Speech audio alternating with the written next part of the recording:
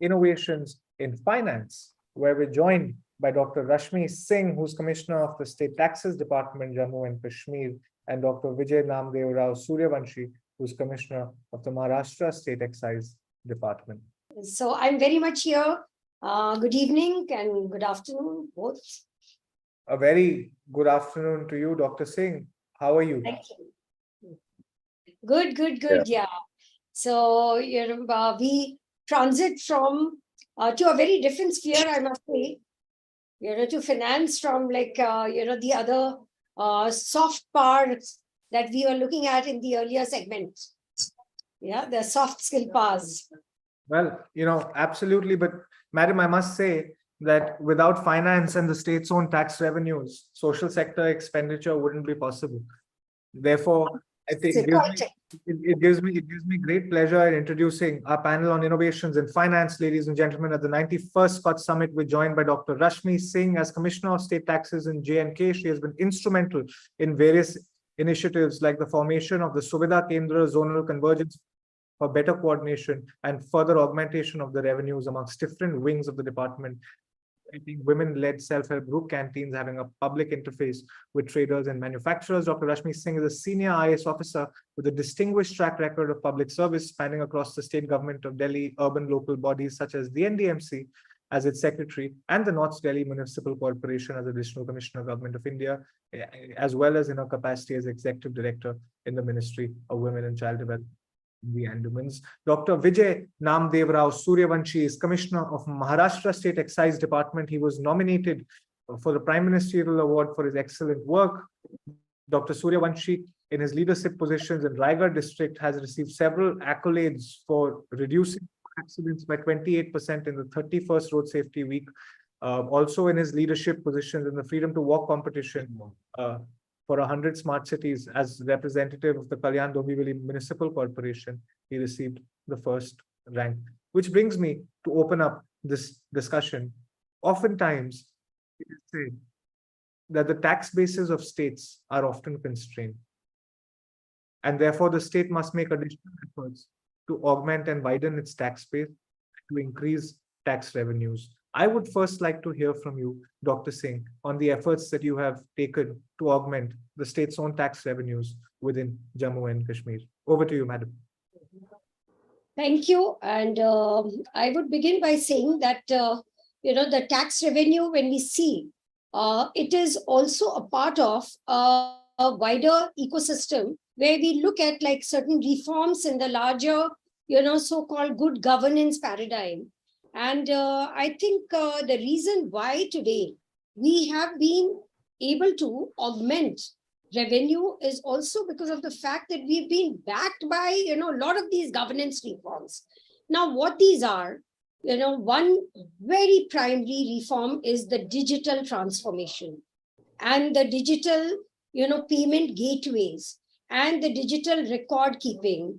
The online, transactions which are there, everything is so computerized now that that's one huge change which came with GST, the goods and services taxes, which was adopted in the country in 2017 on 1st of July. In Jammu and Kashmir, we could adopt it on the 7th of July. And then we can say that the entire notion of GST of being one nation, one tax regime could actually reach a fruition.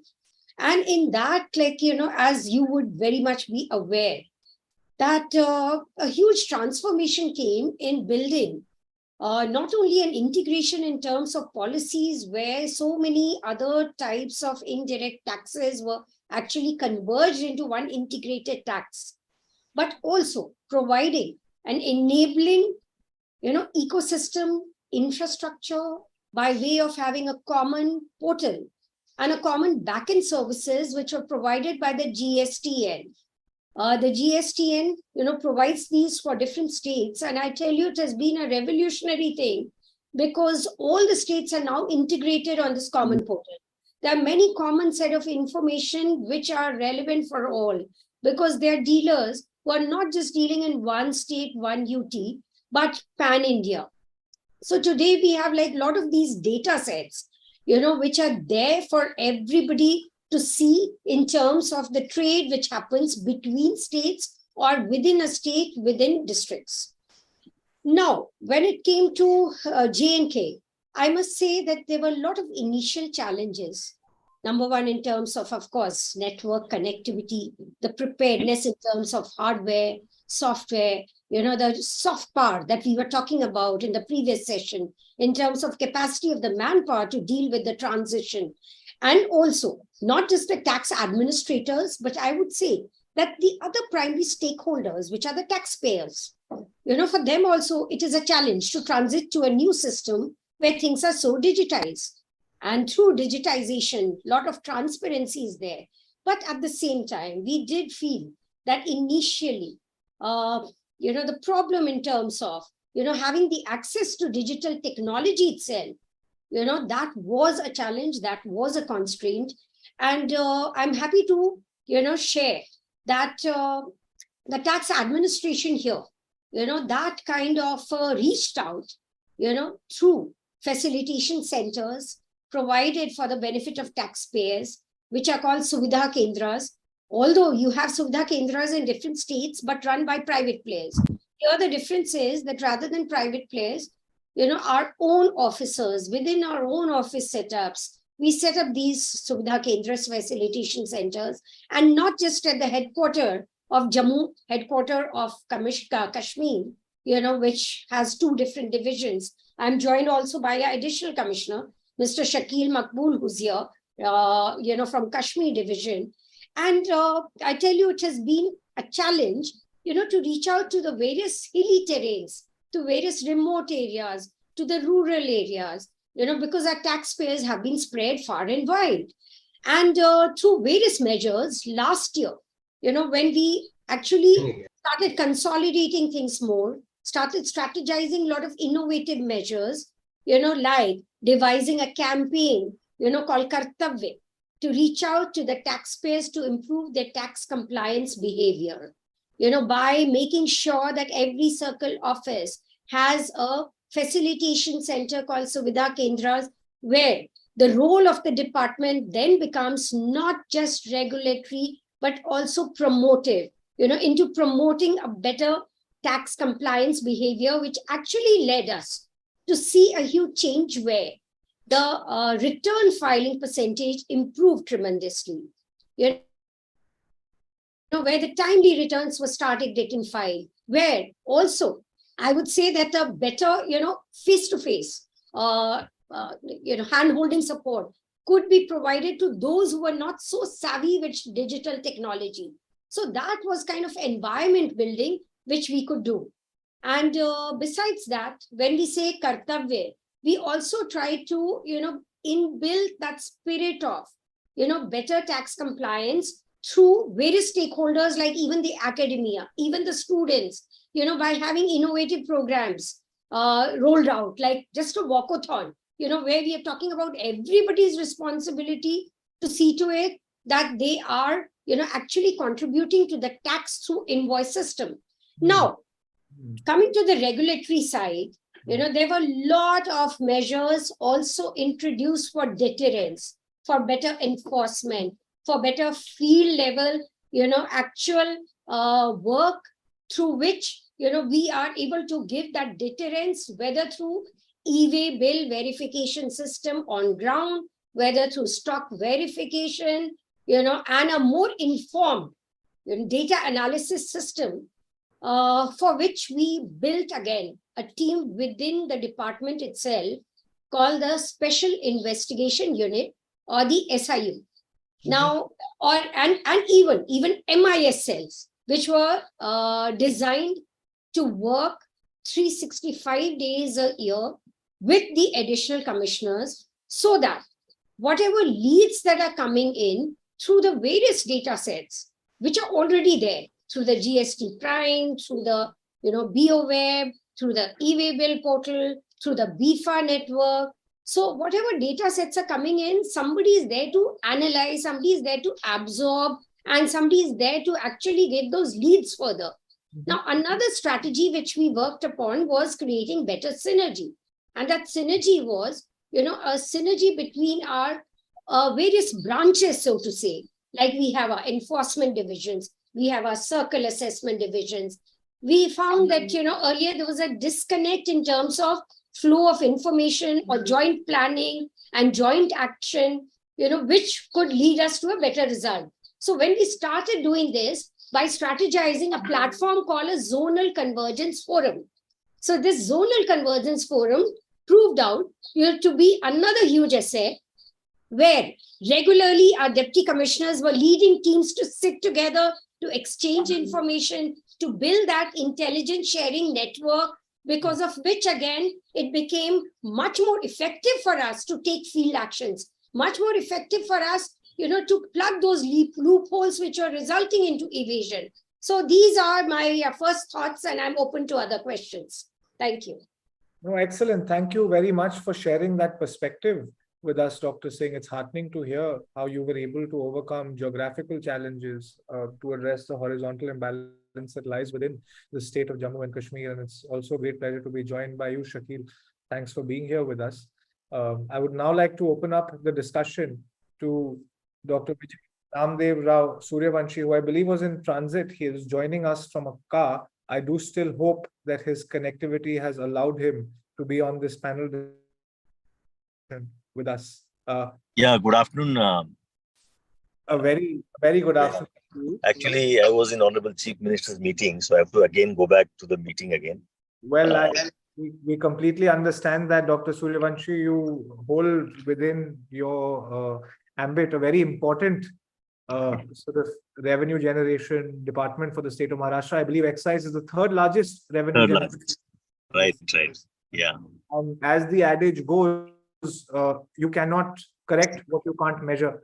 And I believe the initiatives that you have undertaken would evolve the adage to you cannot tax what you cannot measure, Dr. Suryavanshi. Therefore, would you like to share with us the supply chain management system that you've introduced, the module under various categories for easing report generation and tracking SKUs for the movement of alcohol and liquor within the state of Maharashtra, Dr. Suryavanshi? Yeah, thank you for this opportunity. And as you rightly said, that this is the third largest revenue collection department for the state of Maharashtra.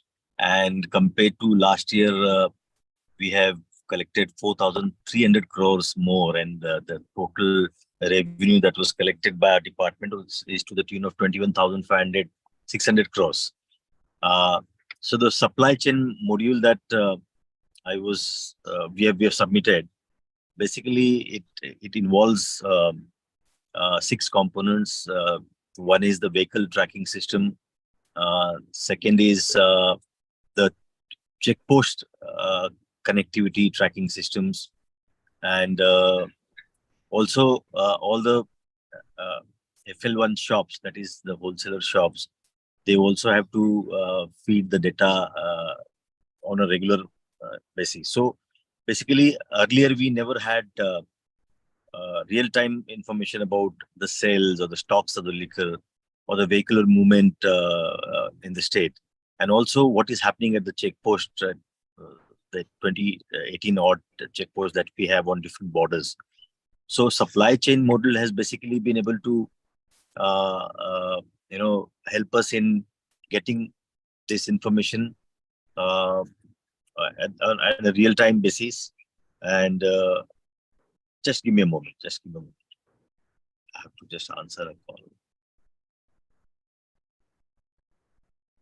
That's quite all right. While we wait for Dr. Suryavanshi, Dr. Singh, I must come back to you at this point in time and ask you, you said that tax भरना, आयकर भरना एक कर्तव्य है, एक जिम्मेदारी है, और वो सबकी जिम्मेदारी है, और आप इसको सबकी जिम्मेदारी बना रही हैं इन्वॉल्व्ड एक्टिविटीज के थ्रू, वॉकथ्रूज करके, जनता को जागरूक करके.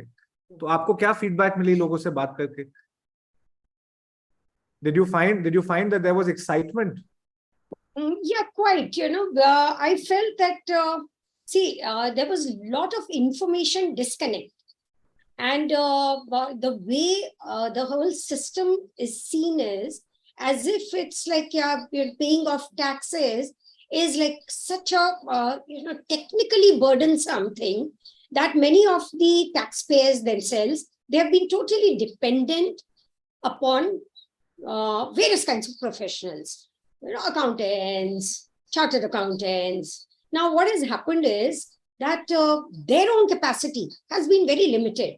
So often, because of errors happening, because of inaccurate information, because of non-correct disclosure happening, people have also fallen into troubles. By way of like obviously our law taking its course of like penalizing, for incorrect disclosures. So in the process, what becomes is, the entire process is seen as like, tax वालों से तो जैसे वो बच के रहना है. Now that when we talk to them, in a very user-friendly manner, when we tell them that, well, it's not that like we are there to find faults. We are there to facilitate. We are there to help you. And we also honor you. Like when I talked about Kartavya, we had a facilitation program created for the good taxpayers and those where the risk scores were low or nil. And, also to show that, tax compliance behavior is honored. So then we also make them feel important. So that's the kind of thing our additional commissioner, they've also opened their doors. And they provide like, doors for actually settling the grievances by, giving just a fair and just hearing and a decision, which can facilitate things and not as a deterrent. तो मुझे वही लगा कि जब हम कर्तव्य की बात करते हैं, ये कर्तव्य में हमारा भी कर्तव्य है. एज अ टैक्स एडमिनिस्ट्रेटर हम अपने कर्तव्य के बारे में हमने अपने पूरी टीम के साथ मिलकर के वो माहौल बनाने की चेष्टा की, जिसे हम इको फ्रेंडली एक माहौल कहते हैं, एक सेंसिटिव एनवायरनमेंट की. And then only we could talk to others that, well, like your responsibility is to ensure that you have a proper disclosure made. Would you like, Shakil, to add something to this? Yes, ma'am. Good afternoon. We have basically tried to make taxation a pleasant experience for taxpayers who are compliant and to incentivize compliance behavior. And at the same time, to make it unpleasant for the people who are there for defrauding the system. So as more and more people come towards the bracket of compliance and lesser number of people are comfortable while defrauding the system or not paying their taxes. So that has been the whole concept, that it becomes a user-friendly regime, and it involves the statutes and the legal and regulatory framework in such a manner that whoever is a good taxpayer, he has a pleasant experience, and whoever is trying to defraud the system, his experience is an example to the rest that if you do not behave in a manner which you should, then there are costs to it. And if you do behave in a manner which you should, then there are rewards. So, ma'am, that has been the whole idea around these initiatives that we have taken. I think the initiatives that you have taken as tax officials to change this sort of dynamic of an adversarial relationship between tax officials and taxpayers to one that is truly collaborative and incentivizes disclosures and open, honest conversations, information is truly excellent. And I think that is thing which is required. Yeah. And, I would like to add that I will just come back to you in a moment, Dr. Singh. I would just like to go to Dr. Suryavanshi, who's back with us again. Dr. Suryavanshi, welcome back to the panel discussion. Yeah. You were telling us about the fact that you have 2018 checkposts and borders within the state of Maharashtra and how you're mapping vehicle tracking within the excise. Yeah. So the major components of the supply chain models I was elaborating on, they are basically, checkpost management system, the grievance redressal system. We have the molasses management system, the retailer module, the liquor supply modules, beer and wine supply modules. So all these modules now, we have made it compulsory for all the stakeholders to, share their inputs on this module, so that even they, wherever there are cross checks to be done. For example, if the FL1, the wholesalers, they supply to the retailers, okay, the retailers then they supply to the permit rooms of the beer bars. So if there are gaps, or if there are, suppose a beer bar has got a supply of suppose 100 bottles, and which is on record, but when our people go and inspect, if they find that there is some mismatch, So it is very easy for us now to track that, because earlier it was all based on, counting of the transit passes, the transport passes. Now even the label registration and the label permissions are also given online. So we have simplified the entire ecosystem of, the excise department. And so now our officers are also able to keep a proper check on all the activities of the different level of alcohol retailer, distributors, suppliers, the PLLs. And we are still trying to improve. One of the most important thing is the crime registration, online crime registration. So we have electronic crime register. So wherever there is a crime committed, that is immediately entered upon.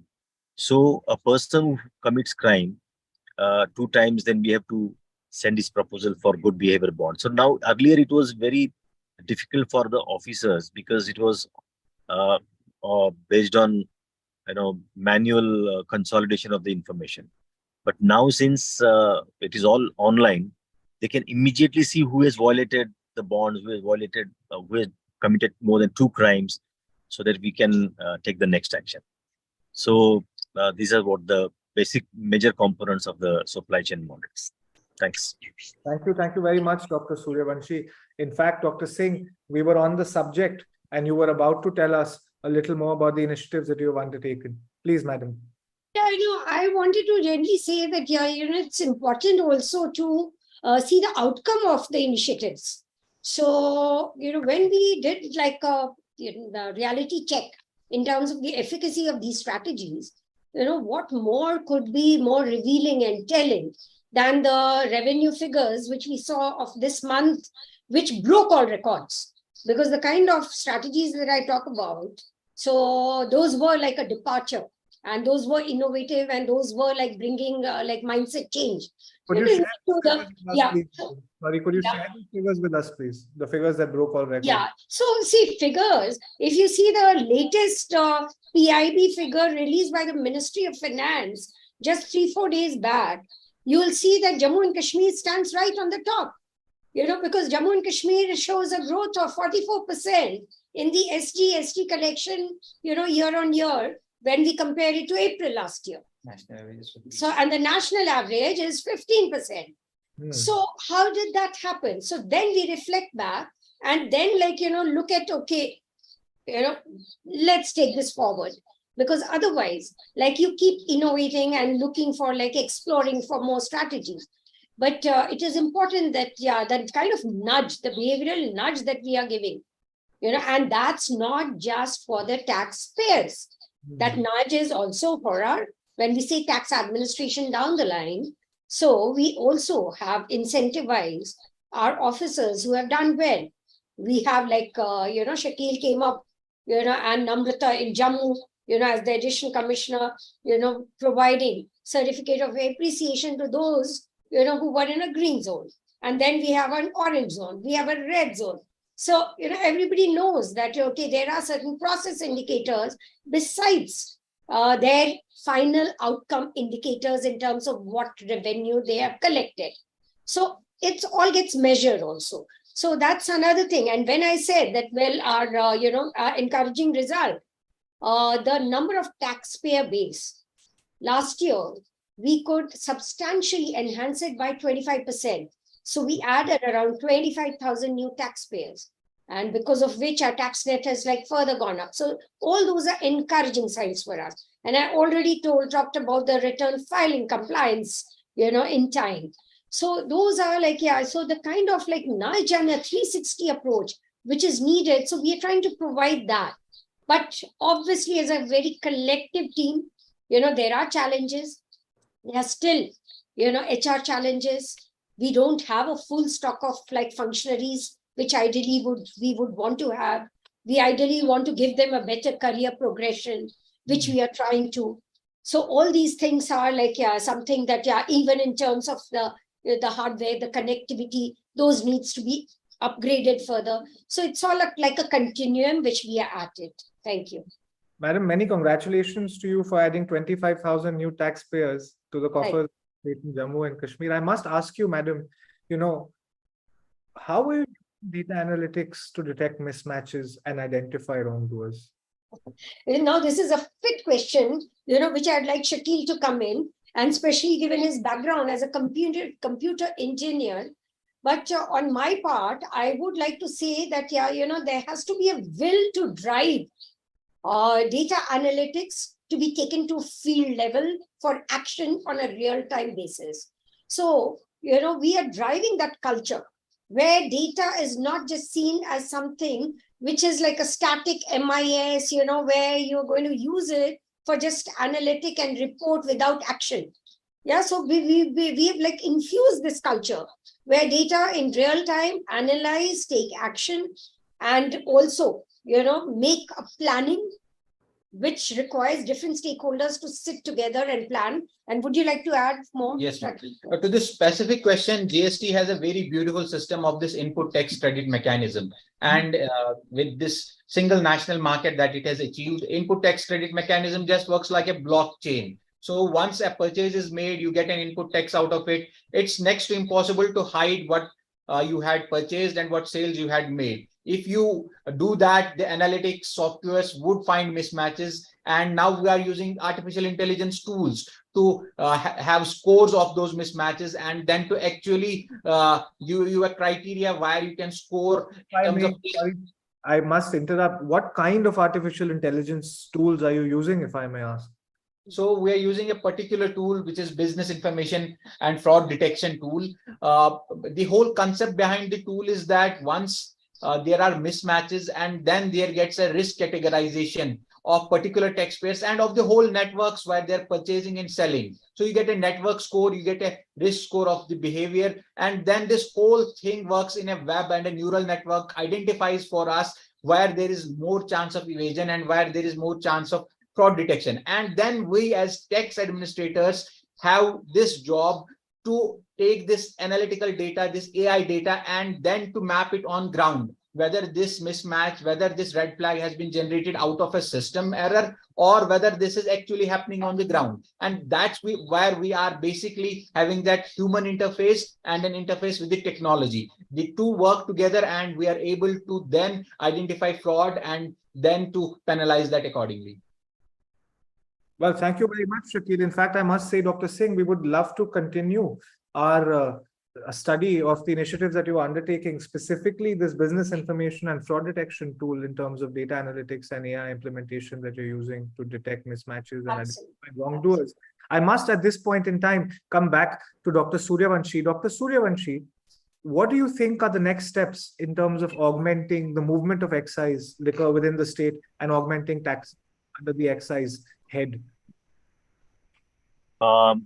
The next step that we are considering is the track and trace system that we want to implement in the state. Also, digital lock system for the vehicles who carry the spirits from the distilleries. With a lot of spirit thefts also going on. But we are very seriously thinking on the track and trace system, which will. So there are different kinds of solutions that people have offered us. The hologram, the plastic, or the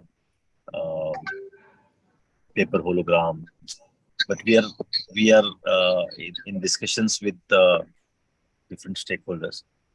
So we are hoping that this will definitely help us increase our revenue more and plug all the leakages present. Thank you. Thank you very much, Dr. Suryavanshi, and thank you very much, Dr. Singh and Shakil, for joining us for this panel discussion. There was so much to learn from you. Thank you for sharing your work. Thank you.